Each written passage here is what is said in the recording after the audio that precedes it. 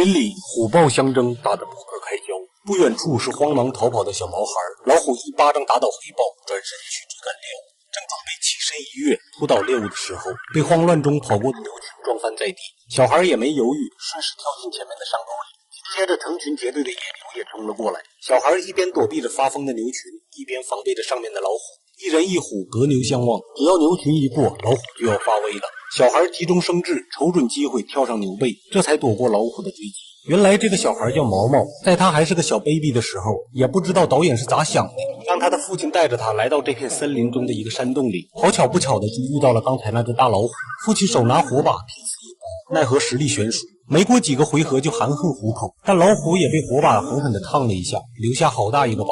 被火把吓到的老虎慌忙逃跑，这才没有发现躲在角落里的毛毛。从那以后，老虎便极度憎恨人类。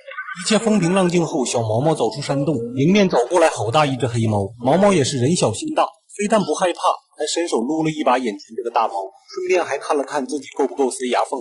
大猫可能是被撸得挺舒服，就收养了毛毛，但是在危机四伏的森林里，凭他一己之力是无法保护毛毛的，必须要有一个强大的族群，于是就把它托付给了狼群。几年过去了，毛毛在狼群里混得还不错，张口来几声狼嚎也不在话下。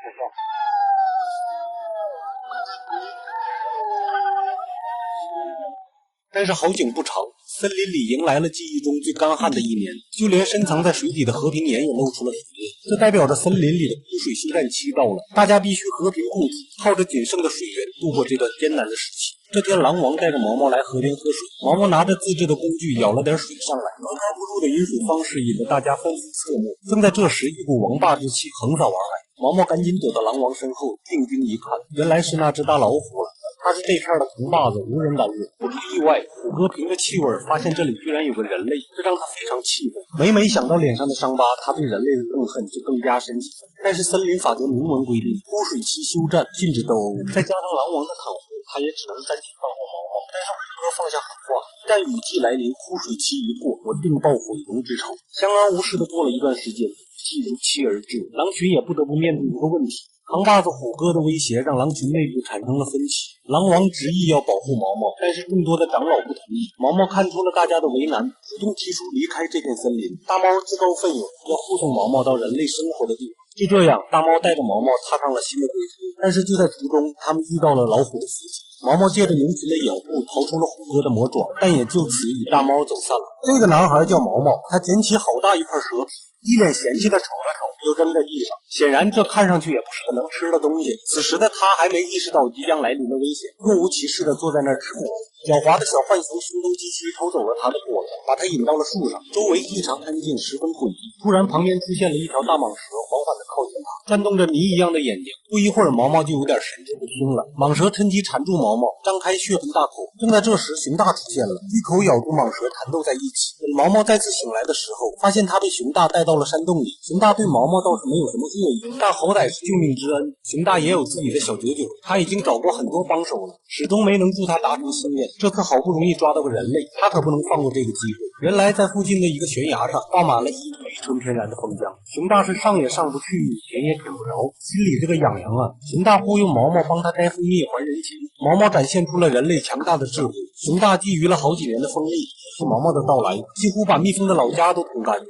就这样，一人一熊暂时的生活在了一起。慢慢的，熊大也对毛毛产生了依赖。这天，大猫找到正在游泳的他们，毛毛兴奋地向大猫炫耀着他们的收获和自己制作的工具。大猫知道毛毛利用工具获取蜂蜜后非常生气，因为这种行为破坏了森林法则，在帮助熊大的同时却伤害了蜜蜂，要求毛毛立马下山回到人类国家。但是天色已晚，他们只能耽搁一夜。晚上，毛毛听到远处有大象的叫声，偷偷跑去查看，原来是一只小象掉进深坑里爬不上来了。机智的毛毛赶紧拿出自制的绳子，利用绳子拽出了小象。这一切都被大猫和熊大看在眼里。熊大想要说服大猫让毛毛留在这里，虽然毛毛的做法破坏了森林法则，却也给森林带来了帮助。但大猫坚决地告诉熊大，毛毛必须回到人类身边。扛把子虎哥还在到处找他，而且因为上次伏击毛毛失败让他逃掉后，虎哥为了泄愤已经杀死了狼王，毛毛已经没有了狼群的庇护了。熊大听后也意识到了问题的严重，于是告诉毛毛自己是为了利用他才跟他在一起，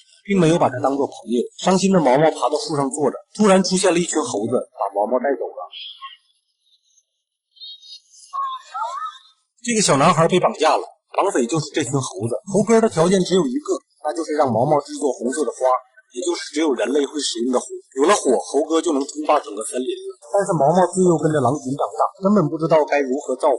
猴哥当然不信，气氛越发的紧张起来。正在这时，熊大走了进来，吸引了所有猴子的注意。大猫则趁机从侧面潜入，偷偷带走了毛毛，但还是被其中一只猴子发现了。就这样，毛毛他们开始了神妙逃亡。猴哥虽然体型硕大，却异常灵活，几个旋转跳跃就堵住了毛毛的去路。毛毛警告猴哥说，狼王是不会放过你的，但猴哥却告诉他，狼王早就被老虎处死。毛毛听后悲愤交加，更加迫切地想要回到狼群。他从楼里跳了出去，猴哥伸手去抓，却因力道过猛，撞垮了大楼，被活活地埋在里面。逃出来的毛毛心想，凭自己的力量是无法打败老虎，于是他想到了火。他来到人类的村庄，偷偷拿走了火把，一路狂奔向森林深处。但是毛毛对火并不了解，颠簸之下不小心将火苗弄在了地上，转眼的功夫就是一片火海。森林的动物们看到火光非常害怕，他们互相传递消息，很快聚到了一起。这时毛毛拿着火把跑了过来，冲着老虎大声叫嚣。他现在有了火把，无所畏惧，但老虎却不慌不忙地看着远处的火海说，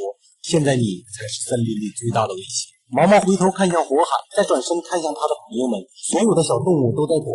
在老虎的言语刺激下，毛毛愧疚地扔掉火把。老虎看着没有火把的毛毛，正准备上前发难，这时毛毛的朋友们站了出来，决定一起抵抗。熊大第一个冲了上去，跟老虎扭打在一起。毛毛也想上去帮忙，但大猫告诉他应该用人类的方法战胜它。于是毛毛跑进树林里，爬上一棵枯树，收集藤蔓，折断树枝，绑在一起后扔了出去。此时的老虎已经追到身后，他们的脚下是一片火海。毛毛站在树枝末端，故意言语激怒老虎，老虎一怒扑了上去。毛毛一个躲闪，跳到提前做好的工具上，悬挂在半空。